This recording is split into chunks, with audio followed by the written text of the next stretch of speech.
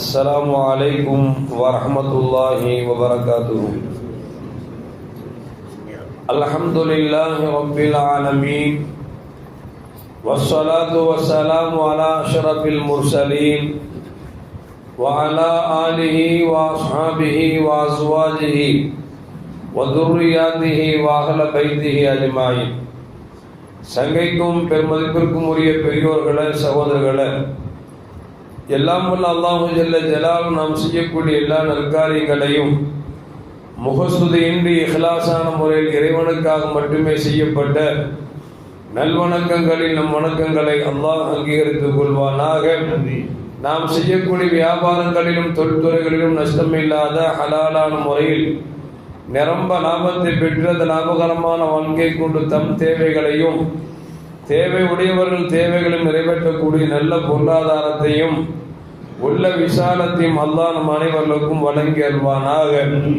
கஞ்சத்தனம் என்கிற தீய பண்பை விட்டு அல்லாஹ் நம்மை பாதுகாத்துக் கொள்வானாக. நம்மை இந்த உலகத்தில் வாழ வைக்கும் காலமெல்லாம் நோய் நொடி இன்றி உடல் ஆரோக்கியத்தோடு அல்லாஹ் நம்மை வாழச் செய்வானாக. அந்த ஆரோக்கியமான வாழ்க்கையை கொண்டு அல்லாஹ் ரசூலில் இருக்கக்கூடிய அனைத்து நல்ல முறைகளையும் புரியக்கூடிய நல்ல முத்தகின்களின் கூட்டத்தில் அல்லாஹ் நம்மை ஆக்கி அருள்வானாக.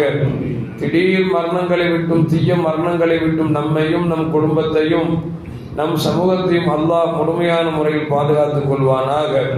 மருத்துவமனையின் செலவினங்களை விட்டும் வேதனைகளை விட்டும் அல்லாஹ் நம்மை காத்தருள்வானாக. நம்மில் யாரெல்லாம் நோயால் பாதிக்கப்பட்டு வீடே கதி என்றும் ஆஸ்பத்திரியை கதி என்றும் அல்லல் பட்டும் அவதியிட்டும் இருக்கிறார்களோ அத்தனை மக்களுக்கும் வெகு விரைவில் நோயை போக்கி உடல் ஆரோக்கியத்தை வழங்குவது கொண்டு அவர்களை குடும்பத்திற்கும் சமூகத்திற்கும் பலன் தரக்கூடிய மக்களாக ஆக்கி அருள்வானாக.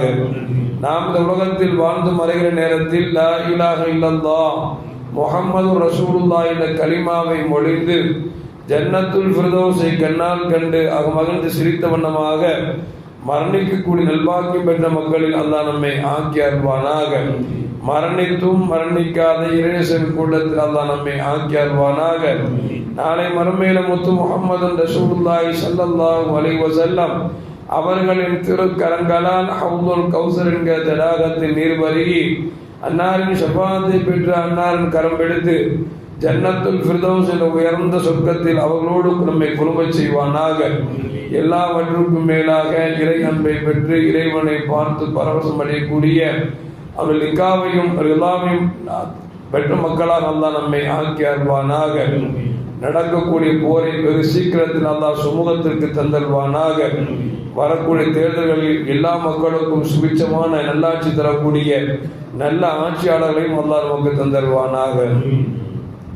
அருமையான மோமீன்களை சஹல் பின் சஅத் ரலியல்லாஹு தஆலா அறிவிக்கிறார்கள், ஜா ரசூலுல்லாஹி ஸல்லல்லாஹு அலைஹி வஸல்லம் பைத் ஃபாத்திமா, தன்னுடைய மகள் ஃபாத்திமா ரலியல்லாஹு வீட்டுக்கு பெருமானார் ஸல்லல்லாஹு அலைஹி வஸல்லம் வருகை தந்தார்கள். ஃபலம் யஜித் அலியன், வீட்டில் பார்த்தால் மருமகன் அலி ரலியல்லாஹு தஆலா அவர்கள் இல்லை. பெருமானார் ஸல்லல்லாஹு கேட்டாங்க, ஃபாத்திமா எங்க வீட்டுக்காரர் காணாம அப்படின்னு கேட்டாங்க. அப்போ ஃபாத்திமா ரலியல்லாஹு தஆலா சொன்னாங்க, என் மீது ஃபகாலபனி என்ற கோவிச்சுக்கிட்டு வெளியே போனாங்க, எங்க போனாங்கன்னு தெரியல அப்படின்னு சொல்லி அன்னை ஃபாத்திமா ரலியல்லாஹு தஆலா அன்ஹா கண்மணி முஹம்மது ரசூலுல்லாஹி ஸல்லல்லாஹு அலைஹி வஸல்லம் அவரிடத்தில் சொன்ன பொழுது பெருமானார் ஸல்லல்லாஹு யோசிச்சு பார்க்கறா, எங்க போயிருப்பாங்க அலி ரலியல்லாஹு தஆலா அன்ஹு மனைவியில கோவிச்சு எங்க போறாங்க அப்படின்னு யோசிச்சு பார்த்த பொழுது பெருமானார் ஸல்லல்லாஹுடைய மனசுல தோணுது, பக்கத்துல பள்ளிவாசல்ல இருப்பாங்க அப்படின்னு சொல்லி வந்து பார்த்தா உண்மையில் பெருமானார் ஸல்லல்லாஹு அலைஹி வஸல்லம் அவர்கள் பார்க்க வருகிறார்கள். அலி ரலியல்லாஹு தஆலா அவர்கள் கோபத்தில் வந்தவர்கள் பள்ளிவாசலில் படுத்து உறங்கி விட்டார்கள். இப்பொழுது பெருமானார் ஸல்லல்லாஹு பார்க்கறாங்க, அலி தூங்கிட்டு இருக்கிறாங்க. எழுப்புறாங்க, என்ன மர்மமான கோபமா எந்திங்களேன் அப்படிங்கிறாங்க. எந்திரிச்சு பார்த்தா அலி ரலியல்லாஹு முதுகுல மண்ணு ஒட்டி இருக்குது. என்ன விளக்குது அப்படின்னா, அன்றைய காலத்து பள்ளிவாசலில் இது போன்ற தரையோ டைல்ஸோ அல்லது இந்த ஜம்காலமோ எதுவும் இல்லை, மண்ணு பட்டிருக்கு. சல்லாஹ் தொடர்ந்து சொன்னாங்க, யா அபா துராப் மண்ணின் தந்தையை எந்தீங்க அப்படின்னு சொல்லி ஒரு பட்டத்தையும் கொடுத்து எழுப்பி போய் வீட்டில் போய் சமாதானமாங்க அப்படின்னு சொல்லி பெருமானார் ஸல்லல்லாஹு அலைஹி அவர்கள் சொல்லி அனுப்பினார்கள் என்கிற ஹதீஸும் வரலாற்றில் பதிவு செய்யப்படுகிறது. அது மட்டுமல்ல, அருமையான முஃமின்களே, அபூ தர் ரலியல்லாஹு தஆலா சொல்றாங்க, நான் பெருமானார் ஸல்லல்லாஹு அலைஹி வஸல்லம் பணியாளனாக இருந்தேன். அவர்களுக்கு ஹிதுமத் செஞ்ச பிறகு பெருமானார் ஸல்லல்லாஹு அலைஹி வஸல்லம் வீட்டுக்குள்ள போயிடுவாங்க. நான் என்ன செய்வேன் அப்படின்னா பள்ளிவாசல்ல கொஞ்ச நேரம் உட்கார்ந்து இருப்பேன். நான் அப்படி ஒருங்கிணைச்சு படுப்பேன் என்று அபூ தர் ரலியல்லாஹு தஆலா அவர்கள் சொல்லி காட்டுகிறார்கள். இன்னொரு ஹதீஸ்ல ஜாபிர் ரலியல்லாஹு சொல்றாங்க, பெருமானார் ஸல்லல்லாஹு அலைஹி வஸல்லம் அவரிடத்தில் நான் வந்தேன், வந்து பேசிட்டு பள்ளிவாசலில் போய் உறங்கிக் கொண்டிருந்தேன். அப்பொழுது பெருமானார் ஸல்லல்லாஹு அலைஹி வஸல்லம் வந்தார்கள்.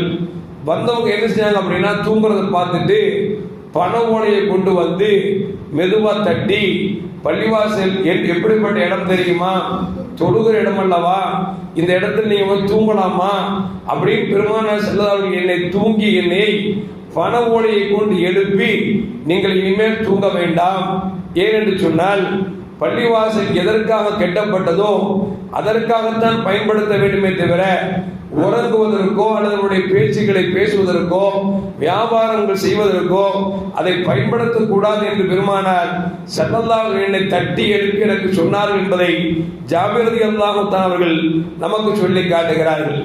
ரெண்டு ஹதீஸ் வருது. என்ன அப்படின்னா அறிவு பள்ளிவாசல் படுத்தாங்க அப்படின்னு ஹதீஸ் இருக்குது. அது மட்டுமல்ல, அபூ தர் ரலியல்லாஹு தஆலா அன்ஹு பெருமானாருக்கு பணிவிடை செஞ்சுட்டு பள்ளிவாசல படுத்திருந்தாங்க ஹதீஸ்ல இருக்கு. ஜாபிர் தான் சொல்றாங்க, நான் படுத்திருந்தேன், பண ஓலையை வைத்து என்னை தட்டி எழுப்பி பள்ளிவாசல் எந்த நோக்கத்திற்கு கட்டப்பட்டதோ அந்த நோக்கத்திற்கு தான் இருக்க வேண்டுமே தவிர அது நோக்கம் அல்லாமல் தூங்கக்கூடாது என்று பெருமானார் ஸல்லல்லாஹு அலைஹி என்னை தட்டி எழுப்பினார்கள் என்கிற ஹதீஸும் இருக்குது. ரெண்டு ஹதீஸ் இருக்கு. பள்ளிவாசல்ல உறங்கினாங்கன்னு ஹதீஸ் இருக்கு, உறங்கின சஹாபிய எழுப்பினாங்கன்னு ஹதீஸ் இருக்கு. அந்த காலத்துல பள்ளிவாசல் அப்படிங்கிறது ஒரே பள்ளிவாசல் தான், இந்த உள்பள்ளி வெளிப்பள்ளிலாம் கிடையாது.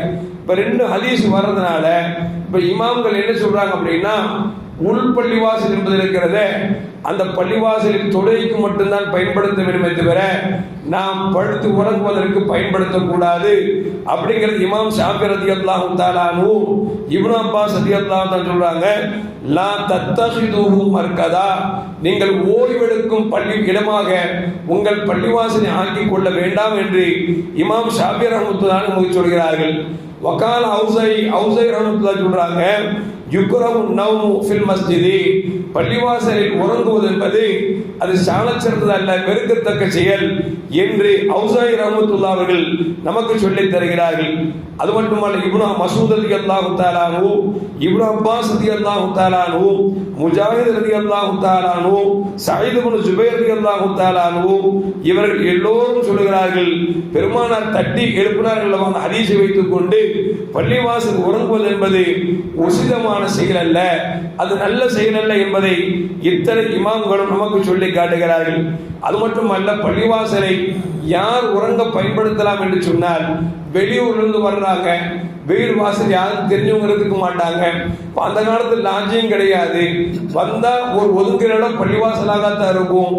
அந்த பயணிகள் அடிச்சுவாங்க அப்படின்னா பள்ளிவாசல் தங்கியிருக்கிறார் என்பதற்கும் ஹதீஸ் இருக்கிறது. அது மட்டுமல்ல, இந்த அளவுக்கு என்று சொன்னால் ஸஅத் ரலியல்லாஹு தஆலா அன்ஹு ஒரு போர்க்களத்தில் வெட்டுப்பட்டு விட்டார்கள்.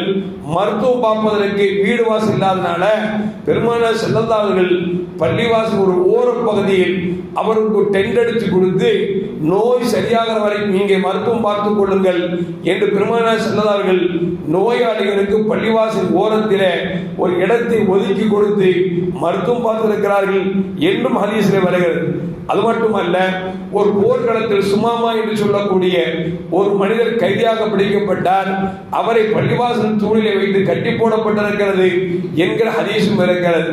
நாம் தெரிய வேண்டிய விஷயம் என்ன சொன்னால், அருமையான மக்களே, அன்றைய காலத்தில் பள்ளிவாசல் என்பது ஒரே பள்ளிவாசலாக இருந்தது. அது மண் தரையாக இருந்தது. நாம் எல்லாம் கேள்விப்பட்டிருப்போமே, ஒரு மனிதர் வந்தால் பள்ளிவாசல் ஓரத்தில் சிறுநீர் கழித்தால் சஹாபாக்கள் எல்லாம் ஆதங்கமாக அடிக்க போனார்கள். பெருமானார் ஸல்லல்லாஹு அலைஹி சொன்னாங்க, கொஞ்சம் அமைதியா இருக்குன்னு சொல்லிட்டு தண்ணி எடுத்து ஊத்துனாங்க. ரசூலுல்லாஹ் கேட்டாங்க, இப்ப நஜீஸ் போயிடுச்சான்னு கேட்டாங்க. போயிடுச்சுன்னு சொன்ன உடனே ரசூலுல்லாஹ் சொன்னாங்க, ஒரு மனிதர் சிறுநீர் கழிக்கிற பொழுது அவரை விரட்டவோ மிரட்டவோ கூடாது என்று பெருமானார் ஸல்லல்லாஹு அலைஹி அவரை அரவணைத்து அந்த சிறுநீர் தண்ணீரை ஊற்றிய பொழுது அவர் விளங்கிக் கொண்டார், செய்யக்கூடாத காரியத்தை செய்துவிட்டோம் என்று சொல்லி தன் செய்த தவறை மன்னிப்பு கேட்டது மட்டுமல்ல, இஸ்லாத்துக்கு வந்தார் என்கிற ஹதீஸ் எல்லாம் நாம் தெரிந்திருக்கிறோம் என்று சொன்னால், அன்றைய காலத்து பள்ளிவாசல் என்பது வெறும் மண் தரை. சிறுநீர் கழிச்சுட்டாவோ துப்பிட்டாவோ மண்ணள்ளி வெளியே போட்டா முடிஞ்சு போச்சு. நம்ம இந்த காலத்து பள்ளிவாசலை பொறுத்த வரைக்கும் டைல்ஸ் போட்டிருப்பாங்க, மார்பிள்ஸ் போட்டிருப்பாங்க, ஜப்காலம் வைத்திருப்பார்கள். அந்த இடத்தில் நாம் உறங்குகிற பொழுது மனிதன் தானே தூக்கத்தில் எந்த கனவும் நமக்கு நிகழலாம். அப்படி நிகழ்ந்து நம்முடைய மர்மஸ்தானத்தில் விந்துக்கள் வெளிப்பட்டு விட்டது என்று சொன்னால், பள்ளிவாசல் வெறுக்கக்கூடிய ஜப்காலத்தில் ஆகிவிட்டது என்று சொன்னால் அது எடுத்து கலக முடியாது. ஏன்னா இது பார்த்தீங்கன்னா பேஸ்ட் போட்டு ஒட்டியிருப்பாங்க. இப்போ இந்த இடத்துல ஒரு அசிங்கம் ஆயிடுச்சு மன்னிச்சுவோம், வேட்டியில் தொடச்சு நம்ம போயிடுவோம். அப்புறம் கடைசி தொழுவனுக்கு தொழுவ கூடாம போயிடும். அதனால இமாம்கள் என்ன சொல்றாங்கன்னா, உள்பள்ளியை பொறுத்த வரைக்கும் யாரும் தூங்குவதற்கு பயன்படுத்தக்கூடாது. எந்த அளவுக்கு என்று சொன்னால், உள்பள்ளியில் இடம் இருக்கிற பொழுது வெளிப்பள்ளியில் சுண்ணத்து தொழுவது கூட உசிதமான செயல் அல்ல. ஏனென்று சொன்னால், உள்பள்ளி என்பது தொழுகைக்கும் வணக்கத்திற்குரிய இடம். எனவே முடிந்த வரைக்கும் உள்பள்ளியில் நீங்கள் ஃபர்து தொழுவதாக இருந்தாலும் சரி, சுன்னத் தொழுவதாக இருந்தாலும் சரி, நஃபில் தொழுவதாக இருந்தாலும் சரி, உள்பள்ளியை பயன்படுத்த வேண்டும். உள்பள்ளியில் இடமில்லை என்று இருந்தால்தான் வெளிப்பள்ளியை பயன்படுத்த வேண்டும் என்று இமாம்கள் நமக்கு சொல்லித் தருகிறார்கள். எனவே அருமையான மக்களே, உள்பள்ளியை முடிந்த வரைக்கும் வணக்கம் செலுத்துவதற்கு யாரும் வேண்டாம் என்று சொல்ல மாட்டார்கள். உள்பள்ளியில் படுத்தோம் என்று சொன்னால் பொறுப்புதாரிகள் சொல்லுகிற பொழுது அதை நாம் கண்ணியமாக ஏற்றுக்கொள்ள வேண்டும். தவிர அதை விட்டு நான் அப்படி செய்ய மாட்டேன் இப்படி செய்ய மாட்டேன் என்று பேசுவது அல்ல. ஏன்னு சொன்னால், நிர்வாகத்தை பொறுத்த வரைக்கும் அவர்களுக்கு எந்த விதமான லாப நஷ்டம் எதுவும் கிடையாது. பள்ளிவாசலில் பொறுப்பு செய்கின்ற பொறுப்பை அல்லாஹ் அவனுக்கு ஒப்படைத்திருக்கிறார். சொல்லுகிற பொழுது நாம் சேர்த்துக்கொண்டு விட்டோம் என்று சொன்னால் அது அமீருக்கு கட்டுப்பட வேண்டும் என்று பெருமானார் ஸல்லல்லாஹு அலைஹி வஸல்லம் அந்த பக்குவமான மூமினாக ஆகிவிடுவோம். அதை விட்டு நம்மை எப்படி சொல்வார் என்று நாம் எதிர்த்து பேச ஆரம்பித்தோம் என்று சொன்னால், 4 பேர் கிளம்பிட்டு வச்சுங்களேன், பள்ளிவாசலை யாரும் பராமரிப்பதற்கு ஆள் இல்லாமல் போய்விடுவார்கள். எனவே மார்க்கத்தை நாம் தெளிவாக தெரிய வேண்டும். உள்பள்ளி என்பது அல்லாஹ்வை சஜ்ஜா செய்வதற்கு மட்டும்தான் பயன்படுத்த வேண்டும், படுப்பதற்கு பயன்படுத்தக்கூடாது. நாம் இனிமேல் முடிந்த வரைக்கும் பள்ளிவாசல் பள்ளிவாசல் பார்த்தீங்கன்னா தொழுகு முடிச்ச உடனே பள்ளிவாசல் வாசல் உள்பள்ளியுடைய கேட்டை பூட்டிடுவாங்க. அப்படி பூட்டிட்டா அந்த உள்பள்ளியில படுப்பதற்கும் இருப்பதற்கும் வழி இல்லாமல் போய்விடும். எனவே முடிந்த வரைக்கும் உள்பள்ளியை மார்க்கம் தெரிந்தவர்களாக இருந்து பள்ளிவாசலை எப்படி பாதுகாக்க வேண்டுமோ, கண்ணியத்தை கொடுக்க வேண்டுமோ அப்படி கண்ணியத்தை கொடுப்பதற்காக ஒரு அறிவுரை சொல்லப்படுகிறது. தவிர யாரையும் நோண்டி பேசுவதற்கோ குத்தி பேசுவதற்கும் தகுதியும் இல்லை, நமக்கு தேவையும் இல்லை. முடிந்த வரைக்கும் பள்ளிவாசல் கண்ணியத்தை பாதுகாக்குமாறு அன்போடு கேட்டுக்கொள்கிறோம். அஸ்ஸலாமு அலைக்கும் வரஹ்மத்துல்லாஹி வபரகாத்துஹு. ஸல்லல்லாஹு அலா முஹம்மத் ஸல்லல்லாஹு அலைஹி வஸல்லம். ஸல்லல்லாஹு அலா முஹம்மத் ஸல்லல்லாஹு அலைஹி வஸல்லம். ஸல்லல்லாஹு அலா முஹம்மத் யா ரப்பி ஸல்லி அலைஹி வஸல்லிம்.